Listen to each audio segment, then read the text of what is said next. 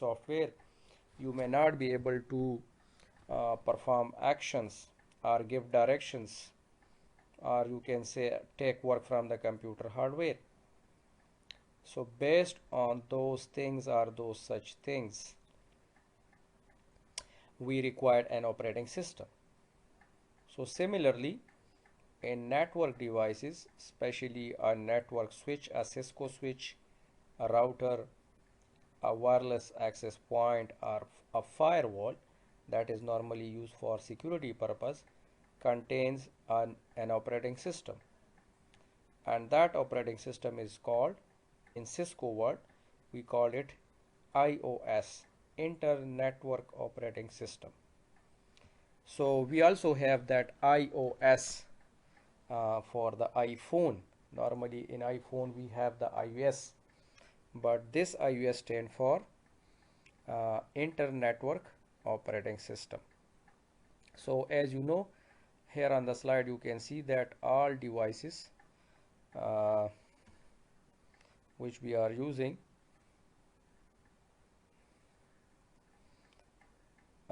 can have Windows, can have Mac, can have Linux, etc. Like Apple iOS in the Apple iPhone and Android in other smartphones or tablets. Similarly, for the Cisco devices like switches, routers, we have that iOS, and it has different layers like the shell, kernel, and then we have the hardware. So the shell is the either a command line interface or the graphical user interface through normally a user interact. That's the interface through which a user, whether you or me or other, interact. The kernel that communicates directly with the hardware and manage resources inside of that computer. And hardware is actually the computer physical components, maybe a processor, RAM, motherboard, storage device like hard drive, etc.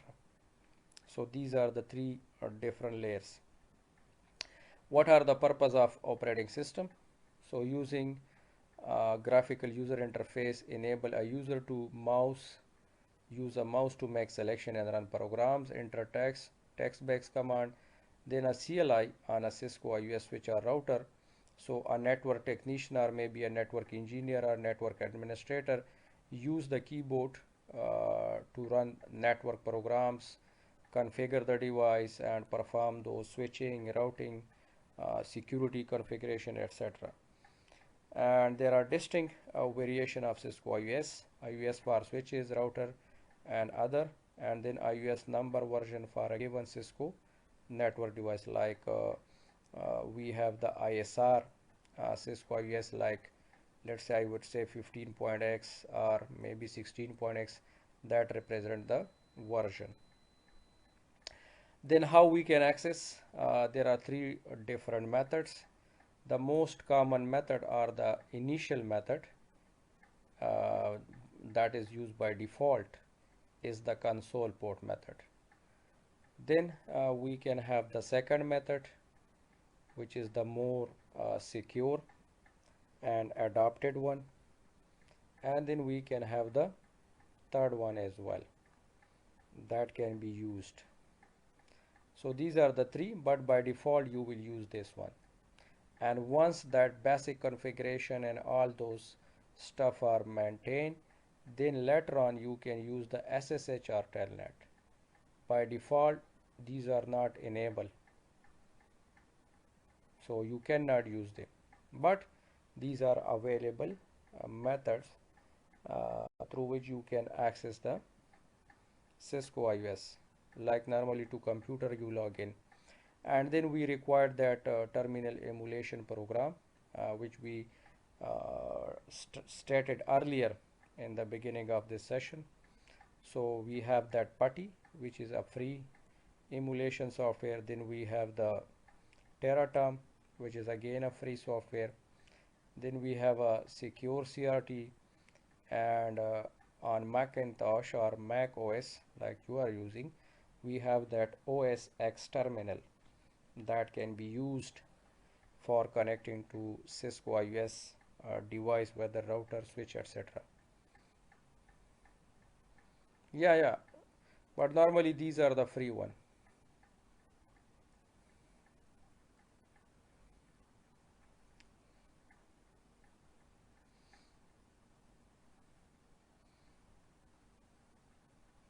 Well, in Windows you can download Terraterm or Putty. It's free.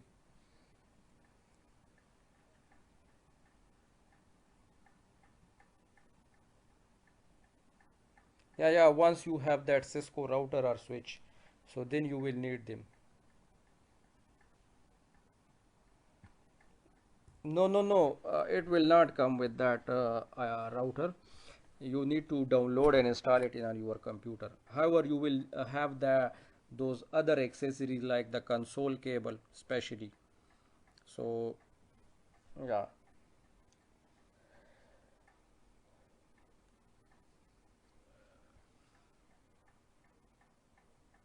Hmm. Routers. Yeah, yeah. And again I'm talking about the Cisco platform. There are other vendors available, so they may some may use graphical, some may use CLI. But as you know, Cisco is a predominant. They lead the network industry, so normally we refer and practice on them mostly.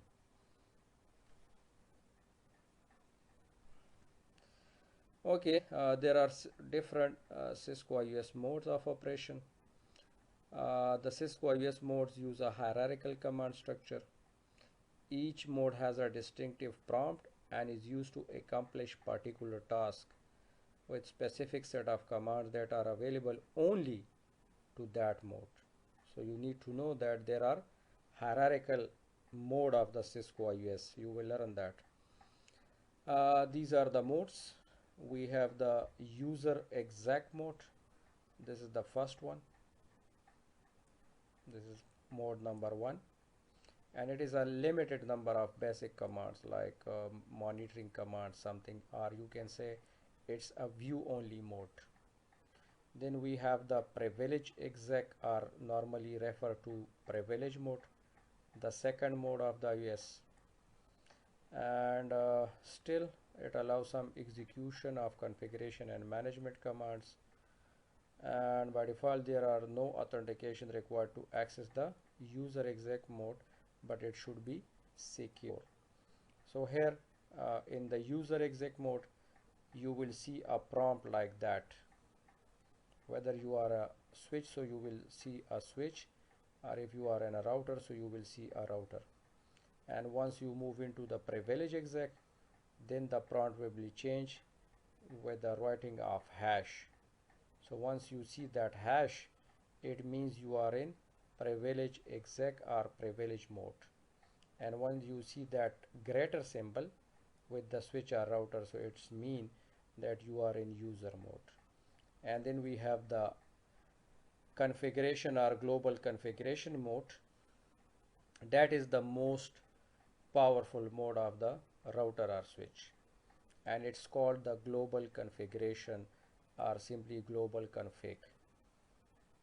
And if you want to change something, you want to configure the device, you want to perform routing or other stuff, that's the mode you will move in.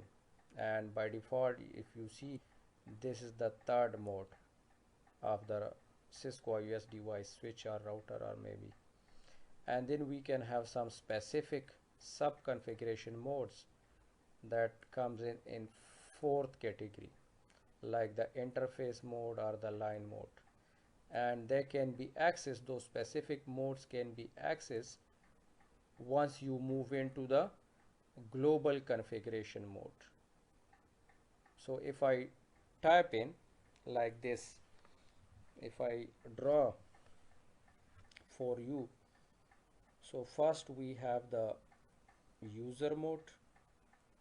After user mode we have the privilege mode, and from privilege we move to the global mode.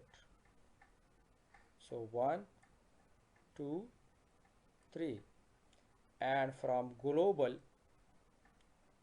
mode then we can move to to a specific mode like the interface mode, line mode, or other thing. That's what you need to know.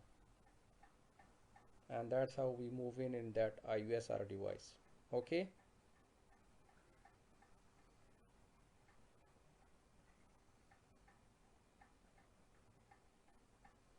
No, by default, you will log into the user mode. But if you want to the privilege mode or other mode, then you will need to type those commands. Here you can see if I move to the user mode, and from user mode I want to move to the exec mode, I need to type enable and press enter. And if I from the privilege mode, if I want to move back to the first mode, that is the user mode, then I need to type disable, so I will move back. And there are other options are available like the exit and or control Z. So if I type exit, used to move from a specific mode to the previous more general mode like interface mode to global. And if I type end, can be used to exit out of global mode regardless of which configuration mode you are in. So it will move back to that initial mode where once you type. And if you press Ctrl Z, Ctrl Z, so it work the same way like the end command work. But this command move you one step back, and this command move back you directly to the initial mode or beginning in which mode you are in. Again you see those different commands, like from user mode you type in enable, move to the privilege mode, and from privilege mode if you want to move to the global mode, type configure terminal, and if you want to move to an interface, then you need to type the interface command in global mode and type the name of that interface. And if you want to move back one step, type the exit command. Or if you want to move from that particular way, right there, so then you need to type and or control Z. You will see that we will demonstrate. And here are some basic things which you need to configure on a Cisco IOS device, whether switch or router, like the host name, like we give a name to our computer like PC1, PC2, PC3, etc.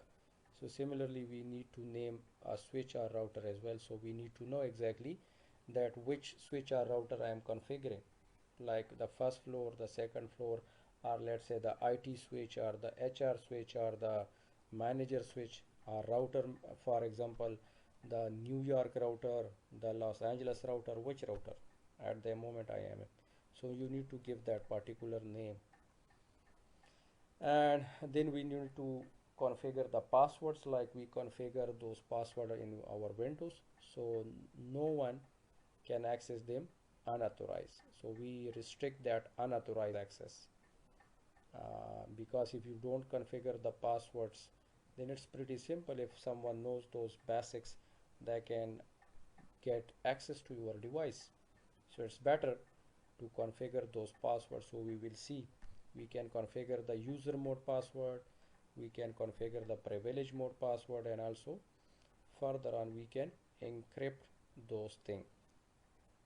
Also we can configure the remote connectivity password as well, like the line VTY passwords, and then we can encrypt them as well. Also we can configure a banner, a message type, so if someone log in, they know a messages appear on the screen that they to which device, to which switch, to which router they are connected. So we can configure all those things as well. So let's move in.